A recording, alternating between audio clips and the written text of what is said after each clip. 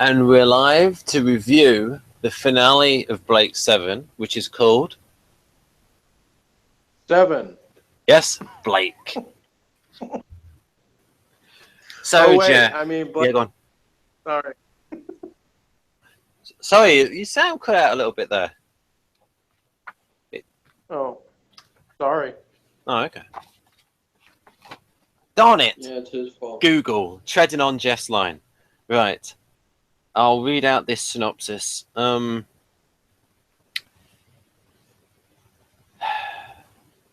mean, Avon is a bit of a donut by, giving the location of his base to all those people. Could have set up a meeting. Is that what the synopsis says? Well, no, but it just sort of it feeds off that though. It's just my sort of like It'd be funny if it said that. my editorialization, because it mentions this bit. Fearing that their location may have been revealed to the Federation by Zukan, the Scorpio crew are forced to abandon and destroy Zenon base. Avon announces that he has found a new figurehead around which to build an anti-Federation alliance, Blake, who is now a bounty hunter on the frontier planet Gauda Prime. Upon reaching this location, Scorpio is attacked by gunships and crashes on the surface. All the crew teleport to safety except Tarrant, who is injured while trying to land the ship, although not very. He ripped his shirt a little bit. Yes. And he went on a quick jog afterwards. It's perfectly fine. Yes, running at full speed. Tarrant is found by Blake, who takes him to a base and then appears to arrest him and turn him in. Tarrant escapes before he can learn that Blake is in fact recruiting a new band of rebels under cover of his bounty hunting activities. And of course, at that point, Blake did not know that Tarrant was associated with Avon and the Scorpio crew. The rest of the crew... Yeah, he listed all the stuff. Pardon? You say Tarrant wasn't aware that Blake was? No, Blake wasn't aware, because to him, it was just... Well, he listed that Avon was coming for him and Orac did the thing or whatever. Wait, tell Blake that? But Blake told Tarrant that. Blake told the other guy that. Blake listed a whole bunch of stuff that he knew about Tarrant. Yeah, but what I mean is that when... I didn't think this was that confusing.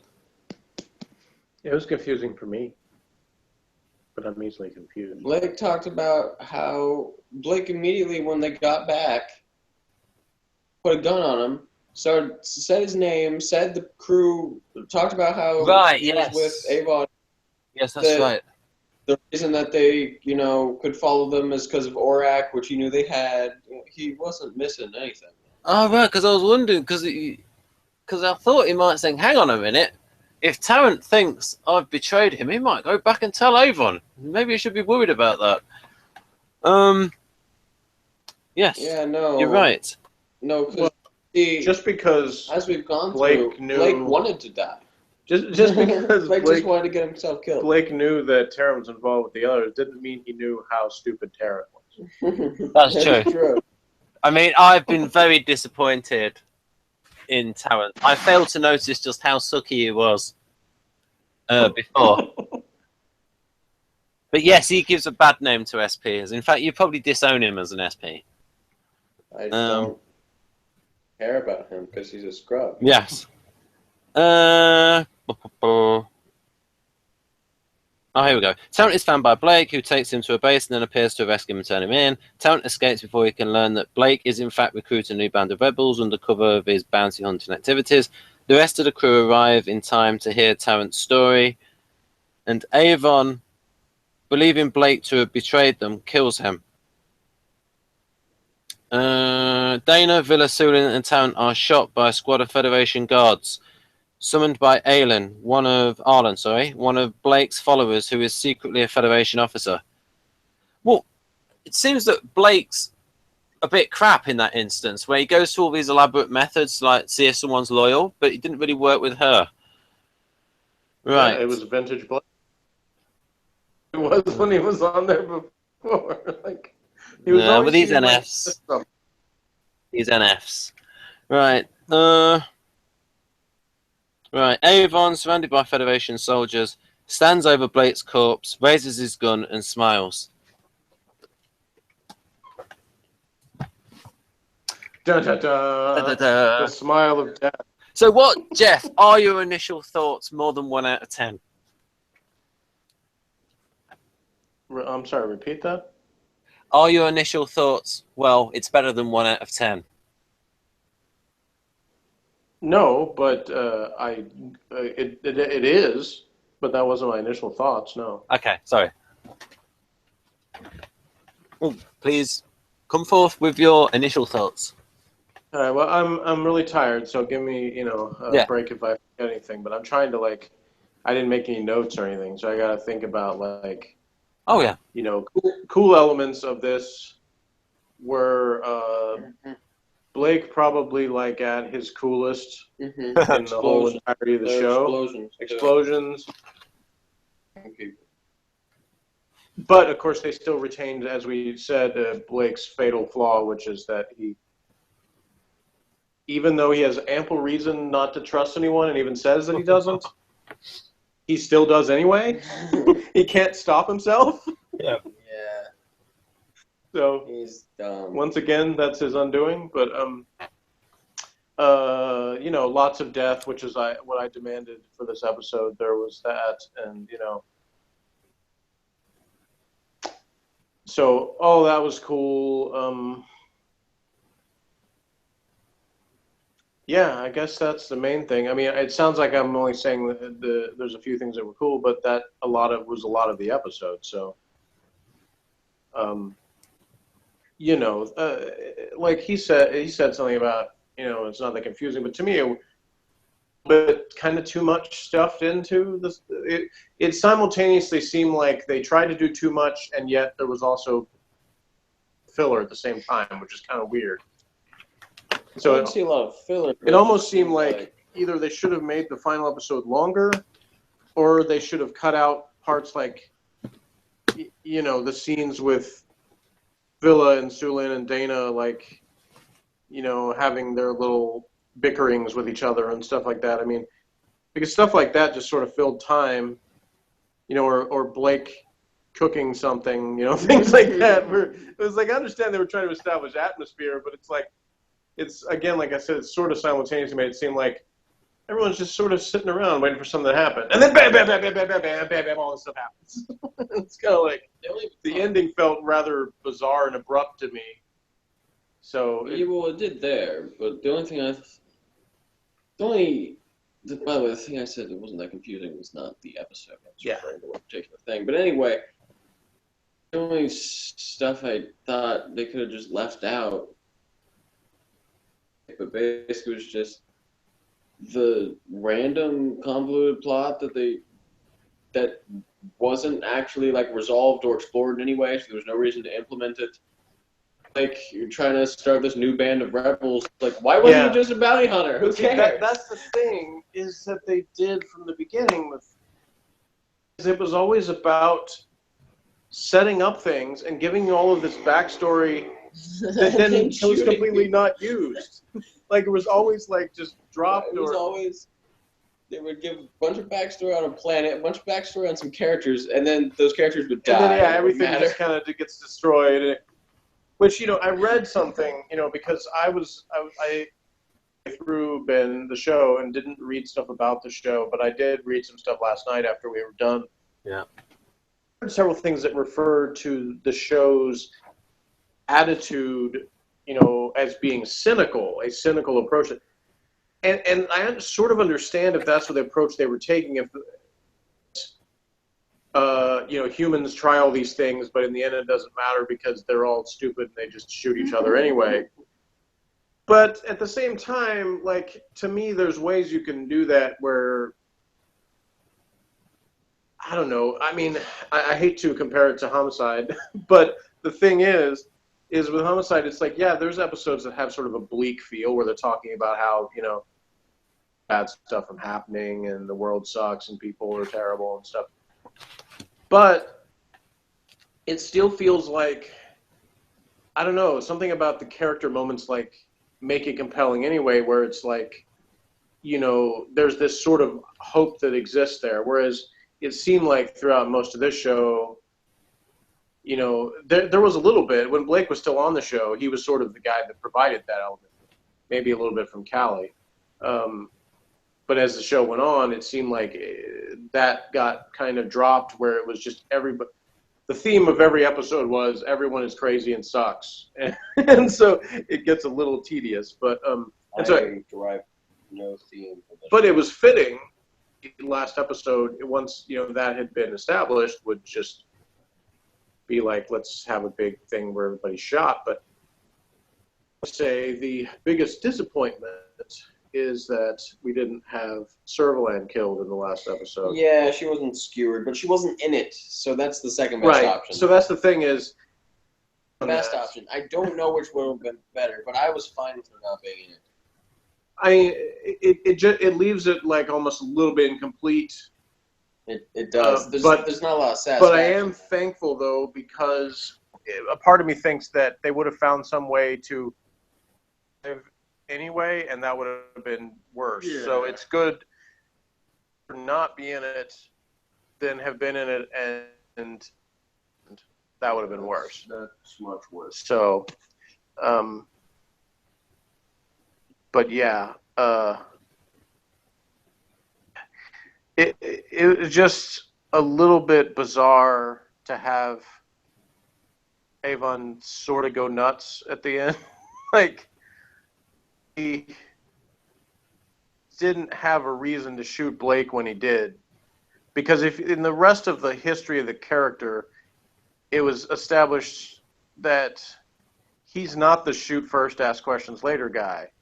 He'll actually try to kind of work things out. Like mentally, logically, he'll try to think, okay, what can I do in this situation, as opposed to like, oh, I'll just kill him. I mean, he had his moments, like, obviously the whole thing with the Anna Grant or whatever her name was and all that, the betrayal thing, obviously that ramped up his emotions. So I understand why he would sort of be like that with thinking Blake sold him out or whatever. But that was kind of weird. I still think that there should have been more to that scene, more discussion before he just opens fire on him. Avon is now suddenly extremely emotionally disturbed, completely out of character. It was Auntie Jane. Yeah, but it's still... that's part of what I'm saying is that, yes, Avon can have a temper tantrum. He had before, but in that situation, it wasn't like him to... Yes, that could have been go ballistic like that. They should have had more of a build-up to that, cut those scenes with Villa and Sulin, and he wasn't even like expressing a whole bunch of rage or anything. He was just kind of like melting down. Yeah, it was just a little too quick. If there'd been, like you said, a little more build up to it, where it was like Avon figured it out, like he put clues together that led to him determining Blake set us up. Leaps. Yeah, like if he kind of had this thing where he discovers this and then it would have been more in character for Avon to be like, he's going to have this confrontation, and then he's going to get the jump on Blake because he's not expecting me to take him out like this. But because there wasn't really that setup, it just came off as like he acted rashly, and that he should have done it when Servalan was standing in front of him all the times that she was. Yeah, he should have killed her that way. It's also considering this is the finale and it's written by Chris Boucher, it should have been, those things should have been considered, because I do respect Chris Boucher as a writer. Yeah, it's there's things in it, like I said, I can respect, because a lot of shows would have copped out and not had us kill off our main characters in the end. A lot of shows have chosen to not. Now, funny enough, one show that did do that also was V, and they took a lot of heat from their fans for doing that. And they didn't do it in the last episode. That was the thing, is they did it throughout the series, and because they had started with the miniseries, which is how you do it. Well, yeah, I thought it was actually pretty well done, but the thing is, some more like tension to like this is a war. Right. It gives you the impression anybody can die at any minute, which was to me a good thing. That because some of them were like fan favorites, they got all mad when they killed off those characters. and it hurt the ratings of the show because there were some people who were like, "Oh, Martin's not on anymore. Well, I'm done with this show." You know, things like that. The last episode doesn't really allow for that because if there's not a next one, there's not a question of that. You know, this is obviously separate from my review of the episode in a sense because, you know, this is something I didn't learn from the episode, but reading the behind-the-scenes stuff, that Gareth actually told them he would only appear in the last episode if they definitively killed him off. Yeah, which is why they had the bullets. And even went so far as to have the makeup people add more blood to his body, unbeknownst to the director, so that it would be really saying that he was dead. Yep. So, oh, you have been doing your research. I read that last night, so yeah, that was I gained some respect for him for going to those lengths to do that. You know, he's like, if this thing comes back, there is no way I'm going to be in it. I think one of the dead. I think one of the problems with Blade 7 as it went along, and they talked about this, they used in the early 2000s, they had a lot of these science fiction review magazines, like, and it's some in America as well, like TV Zone, Cult Times, things like that. And they would look at Blade 7, and one of the things they talked about was you had this gritty premise, but at the same time, it was also rather a camp show due to the fact that you got this bad fighting, you've got Servalan, who's extremely camp, you've got Paul Darrow, who got camper and camper. It was like, especially in season 4. I mean, I think his best performance was in season A and season B, 1 and 2, and he got camper and more of his natural personality, and so I would have liked it if they stuck more with the gritty stuff, and if Servalan was more like the Servalan of season 1. Yeah. Well, and obviously I can talk more about this, you know, when we do, like, you know, season and review or wrap up the show videos. But one of the other things I read is that you know, sort of the intention when they thought season 3 was going to be the last season, that they sort of had this idea for the story arc being like the first half of the season they're searching for Blake, and then they find out he died, and then the last half of the season is sort of like, well, they're sort of leading the new revolution in his honor or whatever is kind of the plot, and then they ended up changing a lot of that. And I was like, I think it would have been probably a lot better if they had stuck with that original idea. Instead of just wandering around. Instead of just kind of getting more and more aimless in what they did. Because it kind of didn't seem, you know, it didn't seem like they were going towards anything. Cool things, sure, but they didn't. They just did a bunch of scrubbing. Yeah, so it just got goofier as it went on, where it was just like, you know, there's a few diamonds in the rough, you know, or at least big zirconia in the rough. In terms of, there's some episodes that are, you know, decently entertaining, but there's far more that are just like goofy, aimless wandering. So anyway, but to get back to this episode, to finish it off, cool setup, some good action, a little bit weird in the execution of some of it. But, you know, certainly it was decently entertaining. I did find myself disappointed at the end, but mainly for 2 reasons. Like I said, I thought the ending was a bit too abrupt, though I sort of like having this a sign of a shock ending, but it just, you know, I just think you build toward that a little bit more, and instead it felt a little disjointed. And then the other one thing was just, you know, not killing off Servalan was disappointing. But other than that, I mean, like I said, this is like the semi-official book, and like, you know, authentic sequel to the great TV series, and it's got like endorsed by Chris Boucher, and that Avon and Villa are alive, and unfortunately, so is Servalan. Wait, sequel to the great TV series. So what series is it a sequel to? Well, over 10 million people watched the dramatic final episode of Blake 7 TV series. And it had very high ratings. About some great series that you're talking about. Oh, yeah. I mean, it's very highly regarded by J. Michael Straczynski and Joss Whedon. Good for them. So, you know what's very highly regarded by me? Go on then. Cheeseburgers. Ooh, and many people would agree. this is more my style, but Yeah. whatever. We're talking about going on about Jarvik calling a woman a woman. What about Blake? He went further and called a woman a girl. Extra sexist points there. What? He didn't. He called Right. Arlen girl. He didn't. There's a little just- bit different He dynamic in didn't just that. though. randomly walk into the room and then pointedly call her girl and then tell her to do something or something. He wasn't doing that. He just happened to call her girl. It's completely different. I know. Right. What have we got here?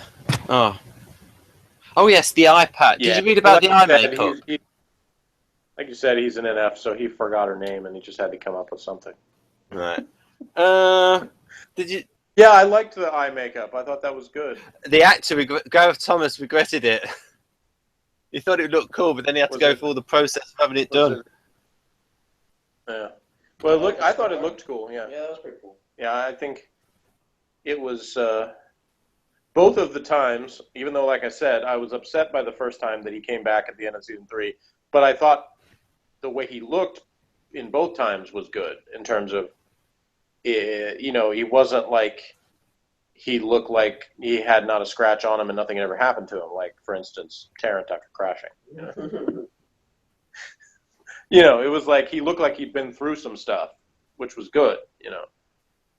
I mean, the way.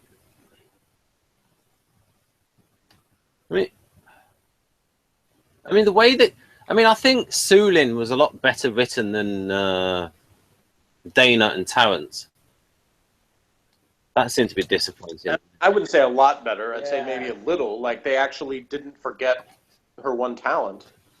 Yeah, right. You know, other than looking pretty. Plus, Her other. also the style of dialogue where she would go up to Avon and say that's very like she was like she had a lot of oomph to her. She was more edge to her Well, than not the enough, other two. but yes, more. Yeah, more not so enough than though. Tarrant, But yeah. yeah. I mean, really, I think there's some little things you could have done with this show that would have made it a whole lot better. It's like this next episode after Sulin like joined up, they should have just found Terrence's dead body and Sulin just said, "Pissed me off," and I killed him. That should have happened. I mean, I would have gained so much respect for the show if they did that. You should have just said something stupid like normal and just unloaded 3 shots. Yeah, I mean, that would have been good too, but I wouldn't even have to see that one on camera. That would be, I would actually like that better. I would like it better if it was just like, She just showed off her talents by just completely owning it. to me though, there's like coolness of the just nonchalantly her being sitting there and be like, you know, oh, we found Terry. Like, oh yeah, I shot him earlier. Like, Yeah, that's cool too. But I do like the shooting them better. yeah. Anyway, Well, we could do that. I mean, when we do, instead of doing like the season review, we could like review the whole thing, maybe. well, I mean, I was thinking that'd be 2 different videos. But Okay, I guess okay. we don't have to. It doesn't have to be that way. We could just do 4 and season 4 plus the whole thing, you know, whatever. Because, you know, it's not really necessarily worth reviewing on its own. But I mean, I figured we could do what we did before, which is sort of like go through the episodes, talk a little bit about. Oh, yeah. Why. Yeah, we can do like 2 separate videos. So now we go over to. But there was something else I was going to say. Oh yeah, you know, the little things that they could have done. Look, I found myself like, you know, in this episode when they have the bit where Blake is sort of explaining how he's like people for this new squad or whatever.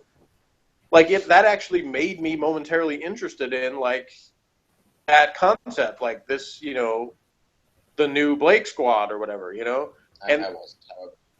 I mean, I was like, I could see. So to me, that proves to me that there is this that could be interesting. It's just they never pay off. I mean, so the payoff in this one, of course, was just killing annoying characters. I mean, but they also killed, the other characters. So it was just like, it just seems like once again, if that was their point, if Boucher and crew were just being like, yeah, every time somebody has some hope, it gets squashed. Well, okay, I can feel that, but it makes it a less enjoyable show in some ways. I mean, don't get me wrong. I'm not that than a show that was like cheesily idealistic. Yeah.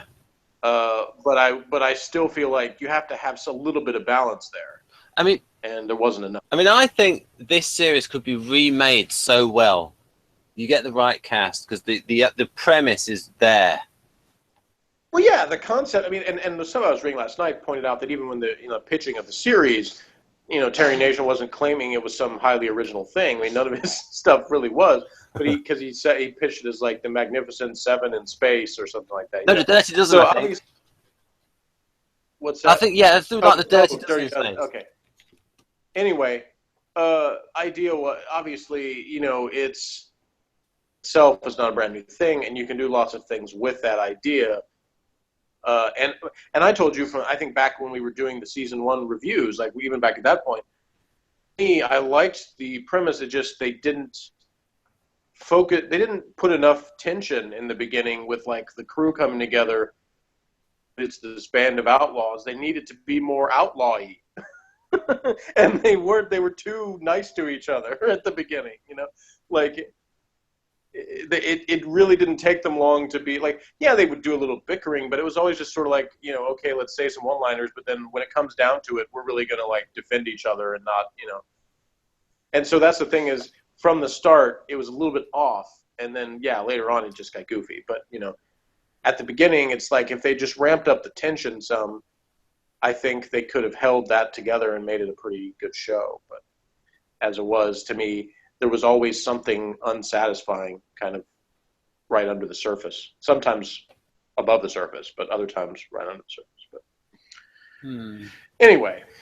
Yeah, I mean, and part of that a lot of that would have been improved by writing Jenna as a stronger character. Yeah, and that was I was gonna save this for that sort of in review video, but I'll say it now that I thought she actually, the actress, had a perfect perfect quote. I don't remember the exact line, but it was something to the effect of, Jenna started out as an exciting, interesting character, and then they turned her into the housewife. And I was like, that's pretty much what I had said about her character. And so I understand why she got frustrated with that. But I would have said to the actress, well, fight better. Well, yeah, but that's really a separate issue. I mean, yeah, it's one thing if you say, okay, well, you're not good at fighting, so we're just going to have you be generic female character. I mean, to me, there's a medium there, Yeah, but like, you could still find ways to make her be able to do interesting stuff without her necessarily being good at fighting. But if I was there giving advice to the actress, say I was her friend, I'd say, look, if you fight really, really well, then the next time you fight on screen, hang on a minute, she's good at this. Let's do more of this. Write more of this stuff for her. See, that's the thing is, but her character wasn't set up as being necessarily good at combat. Yeah, and she was like this smuggler. Yeah, but if the actress does it really well, they're going to think, hang on a minute, she's really good at this. She's better than the guys. Well, true, but what I'm saying is, like smuggler kind of rogue type stuff, and they didn't even do that. That's what I'm saying. She had like her moments. Just dropped that entire backstory. Yeah, like it was like when I read stuff and hear stuff about like the original Doctor Who setup and how Carol Ann Ford got disappointed that they turned Susan into just sort of a weakling human character, whereas she was set up to be this alien who had like some psychic powers and things like that, and there was like more to the character.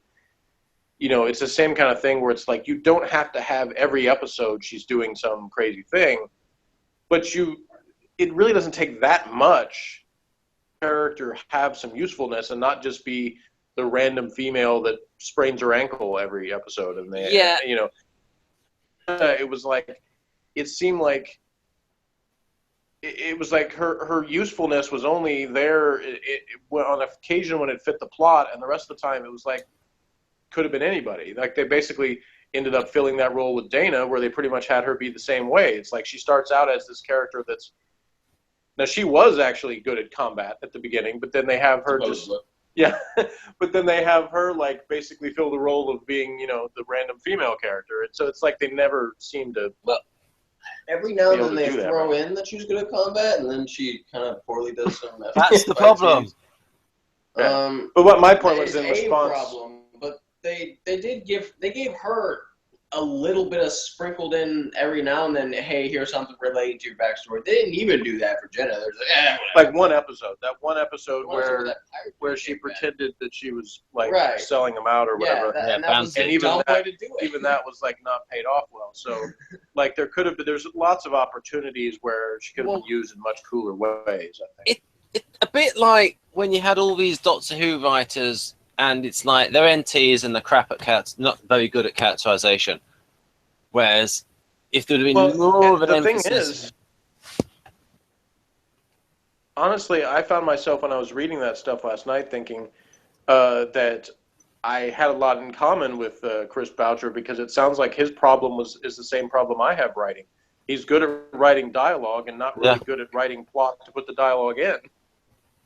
Yeah, he's so especially like dialogue of like confrontations between people. That's like his specialty, and I'm kind of good at that too, I think. So it's another thing where I found myself relating to his situation, but then thinking if he's got it, if they've got at their disposal people that are good at writing plot, you have those guys work together and come up with something, Yeah, and then instead it seemed like they just never did. It's tricky. I mean, it's that thing which is like the hardest thing to get right. Tone. Yeah. Tone is so hard. I mean, that's what I hate so much about the new Doctor Who. It's the tone of it. Yeah. Right. I agree with you there. So hard to get that right balance between drama. We got one more maximum power entry to knock out. Yes, I will push on. That's unless it's not the final one. Do they add another fake episode after this? Oh, they've got a ton of fake episodes. I mean, it's like they said, covered all 64 guide entries. But is there? I mean, are any of them after the finale though? I don't think so. They have other worlds though. They have other made worlds. Up another fake episode after that. It's like Blake 7 film treatment. I think that might be fake. By Frank Lennon. What have we got? Film treatment number 2. The Japanese remake, that might be fake. I don't know. Apparently it was in 25 countries. Travis spin-off. Other worlds. Okay, so in the guest cast, we have one fake one in Matthew Waterhouse, who since Morgan doesn't know actors, he was Adric on Doctor Who. They added him as Ilkan the Mercenary. But then the one that's a real one that threw me though is that the woman who played Arlen's name is Sasha Mitchell. Yeah. And I know Sasha Mitchell as a guy who was in and Kickboxer 4 and stuff like that. So I was a bit thrown off by that. Yeah, Kickboxer 4, which has the best bar fight scene ever in the history of cinema. Now, Janet Leigh Price was married to Paul Darrow. Who was Klein or Klein? I think no, she was the woman that got shot. Working in the base. The woman that got. Oh, okay, her. Yeah. Okay. All right. Opening shot. That oh so gorgeous model shot of Scorpio preparing for takeoff. Savor it one last time.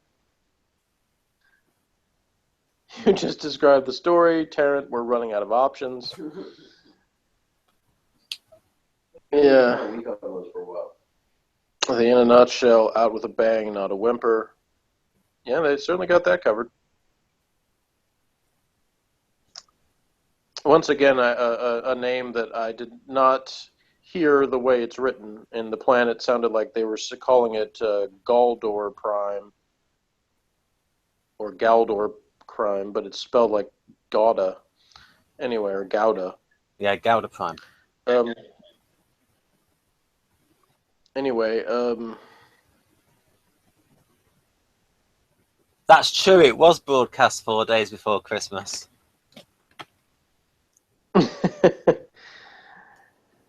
yeah, that's a great lead into Christmas. But then from the beginning, Blake 7 was not aimed at as young an audience as No. Who was Like being fitted up as a paedophile in the first episode. Yeah, so anyway, everything goes wrong here. I don't know, some of it didn't go wrong. Blake is presented as a hardened, bitter individual tired of the fight. It's quite a surprise to see him apparently acting as a bounty hunter, as it seems slightly out of character for our hero. He's even prepared to kill his fellow bounty hunters. We still can't quite believe that Avon saw Zukan as a figurehead for his rebel alliance. I mean, he was no Blake, was he? Not with that hair.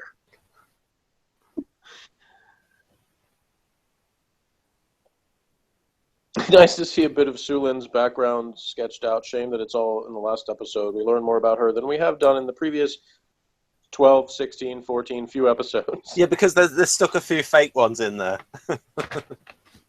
Yeah. Scorpio's under attack from Simon. I don't know what that means. I don't either. It's in all caps like they do with the drinks. So I get, unless they're saying that those ships, I call them Tinker Toys. Maybe they're saying it's like the Simon Says toy thing. Apparently, they had a little interesting effect in that they sort of CSO'd in somebody in the cockpit of those craft. So I thought that bit was quite interesting, but they did look like Tinker Toys. I'm guessing as they're referencing the Simon Says toys, where it does the pattern that you have to repeat. Maybe. Yeah, I was good at those for like the first 6 or 7, and then I was terrible after that. Yeah. Terrence self-sacrifice in piloting the ship while the others escape still isn't enough reason to like him. Yeah, it's gonna take a lot more than that. They should have killed him then. That would have made much more sense. Instead of being like, oh, everyone gets shot with the exact same slow-mo. Yeah. It was like there were ways to kill some right. people off. Like I said, we lead up to that, So instead of having the Tarrant being crappier to finish out the show, you just go ahead and kill him on the ship, and then you have that time to, set up more of the Avon Blake stuff so that there's a good reason for Avon to actually shoot him.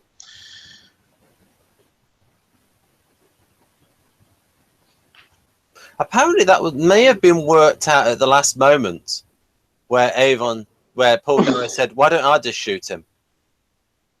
Yeah, I don't know. Says, oh, is that it? Terrence dead now. Oh, hang on. Damn, he's still alive. Exactly. Someone looked determined to finish the job, though. That's us and that hopper shooting at him. With Jeff and Morgan in it, too. Yeah. No, we were off hunting Servalan. Take her out once and for all. Blake and Tarrant together at last. That's the most perm ever seen on British television. We learned from Blake what happened to Jenna. She's fine. The thing I read last night was saying that they, she might be. They weren't sure whether or not that was actually a true story or whether he was saying it to exactly. Tarrant's reaction. And also, they wrote it into Warship, where it was a tactic of running. So maybe she's all right. We don't know. Yeah, and that was another disappointing thing I didn't say already is that they couldn't have Jenna in the last episode. And I know that was probably they may have even asked her and she said no, but I still it was disappointing that she didn't show up. Yeah, because I was thinking of cool ways they could have had, the two of them have been working together all this time in various ways, and that they wouldn't even have to have them show up at the same time, but she could show up in a different scene and actually be doing something good. She should have been the one that killed Tarrant, or Dana or somebody, and it's kind of like, Avon pops in. Oh yeah, they were working for me or something, and she's like, "Oops, sorry about that." Not really. Anyway, it's nice to see Villa at least trying to be brave when the end comes. Yeah, he had like one good moment where he died. Yeah. That's what I told him. That's the way to go out. Like, oh, wrecked, and then, oops, you got wrecked too. All the more reason to hate Tarrant. His willingness to act first and worry about facts later is the reason everyone dies. Utter, stupid, bastardy bastard Tarrant is the catalyst for everything going to shit. That's not entirely true, but it's so funny. Even today, Avon's shooting of Blake is heartbreaking. And to me, it's not as much heartbreaking as just sort of a little bit too abrupt. Like I said, it was something a little slightly off about it, but it was surprising to me. I didn't expect that to happen. There's moments in this show where something happens and it almost seems like in some way, and then they don't, and so I'm like, I'm happy they didn't cop out, but I'm still thinking, but that was too weird to have been the real thing that happened. So that was another. Like, I had that feeling several times in this show, and that was another one of those times. Not bothered about Tarrant, though. Yeah, they had to get one last dig into Tarrant, unless there's another one on the final page. We'll find out. Oh, there's a note to yourself to show me last page of Sarcophagus to explain the Tarrant spoiler. Yeah. Closing shot spoiler. Delightful dialogue. Have you betrayed me? Yeah, that was. I mean, I said before there were episodes where Paul Darrow was going William Shatner, but that might have been his Shatnerest line ever. Yeah, I mean, it really quite irked me, and that's what I mean about him being a limited actor. I mean, he can. First 2 seasons, I loved him when he was more disciplined. Okay, even though I don't necessarily agree with them, I still think it's still funny the way they have the amateur hour. It says, no, all 6 of us have viewed this episode more times than we'd care to mention, and still it just flies at such a rate. You'd think it was only 20 minutes. Season R is a real builder, and it's all leading up to this. Nothing about this is amateur. Well, maybe our one. That's well done. And they added Marshman and Riverfruit to the Spaceisms and E-Space. Those are all like. I think they might have viewed. Was it Full Circle? Was that the one with Adric. Yeah, story. Yeah, they might have been watching that one. So before writing this, references to that story.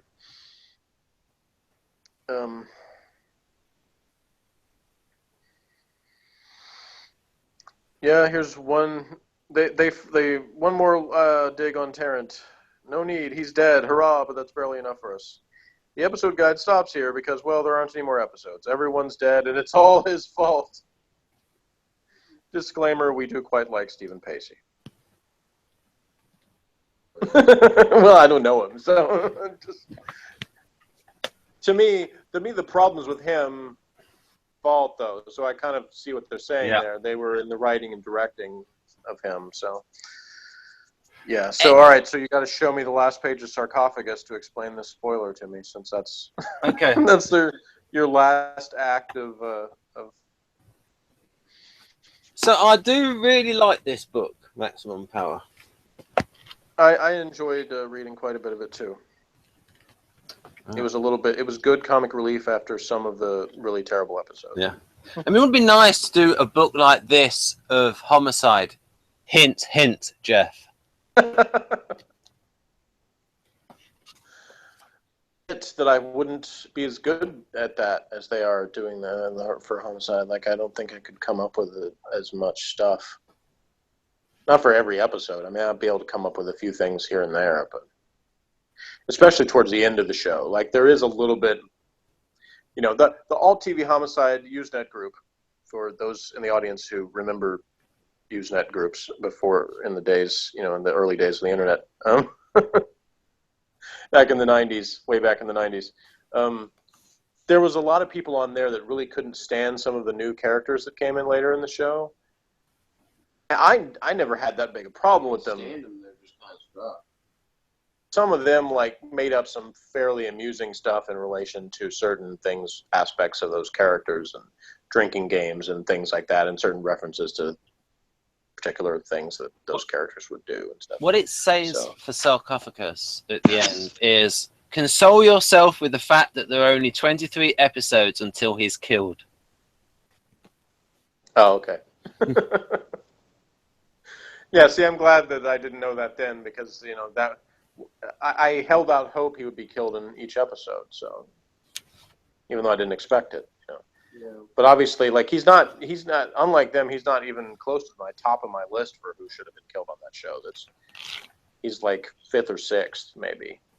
Because, like, Servalan deserved to die in very painful ways. On the way to doing anything else. Yeah.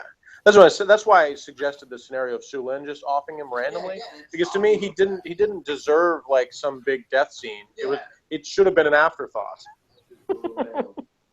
And there was, I mean, the way that Blake just offed everybody on that ship without thinking twice about it, like, you know.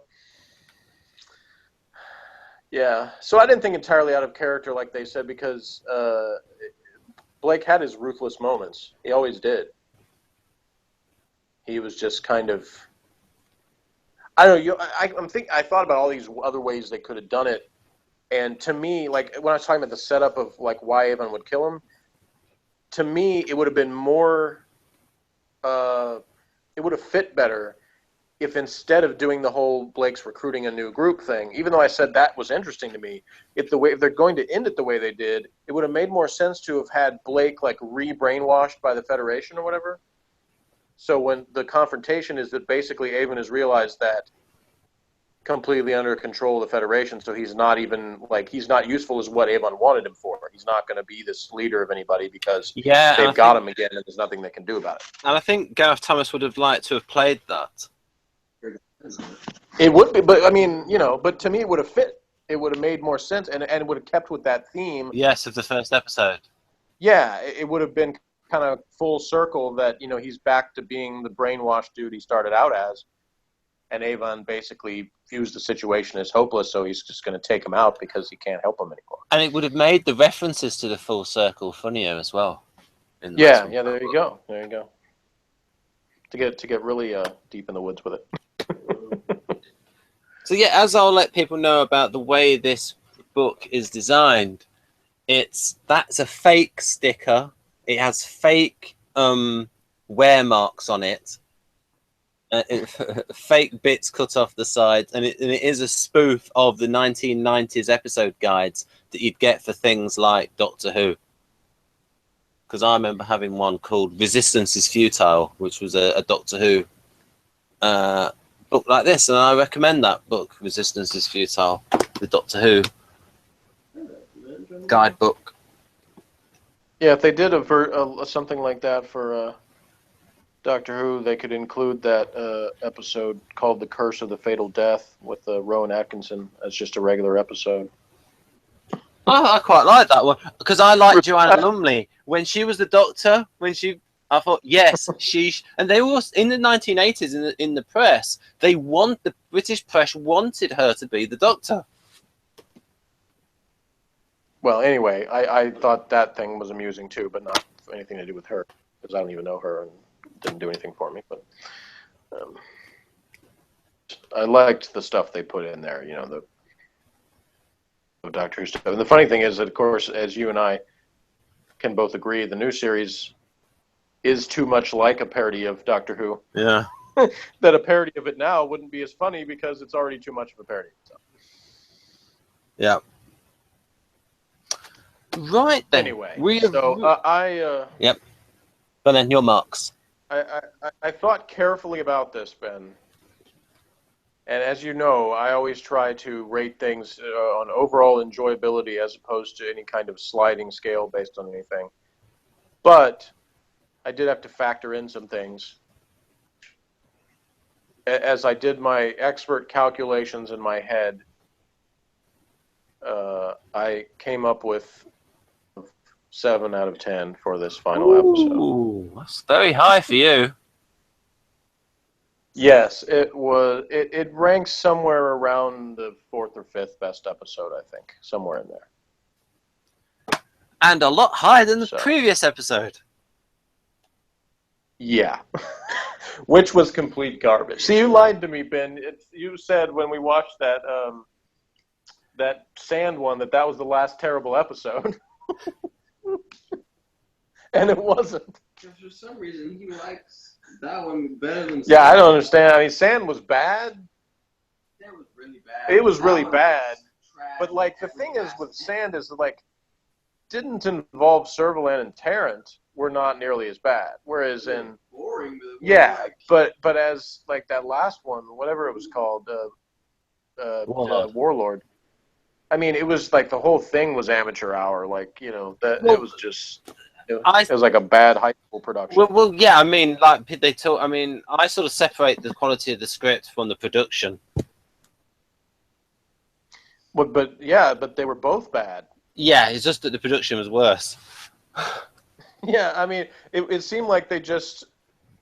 To me, it reminded me of when I was in theater and we had been doing a show for a bunch of performances and it was getting towards the final performance. Usually we would do like one last rehearsal where everybody kind of just let loose and goofed around and did like they ad-libbed a bunch of lines they've been waiting to say, just especially if it was a drama, a serious play, then it was like it just sort of this thing where everybody just let loose with all the goofy stuff they would want to do and can't do on stage. So it was sort of like the rehearsal that allowed us to get all that out so we could finish the show strong with the last performances being good. And that's what it seemed like that episode was. It was just, how can we just make the goofiest piece of crap ever before we actually try to work on making a good finale?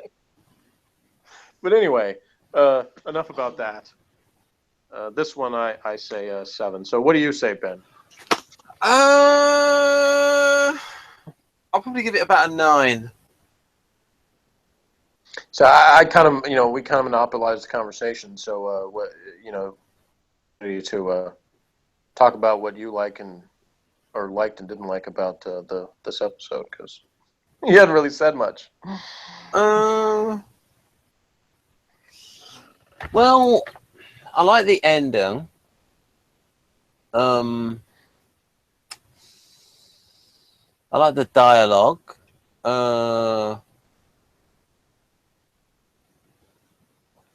The special effects are a little bit of an improvement. I like the interaction between Orac and Slave, where Orac sees Slave as an inferior system. The sound was actually muted.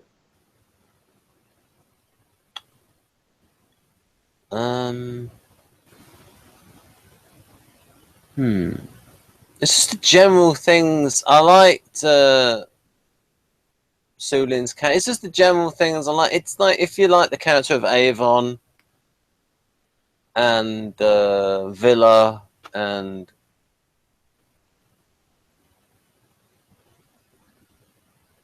those are the things I like. It's just difficult to describe. All right. All right. Well. All no 0 out of 10. What?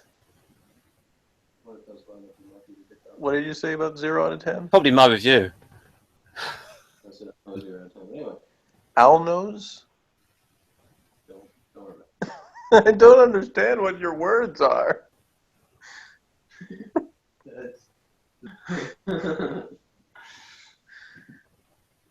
All right. So join us next time for season 4 in review. Right. Bye-bye, folks.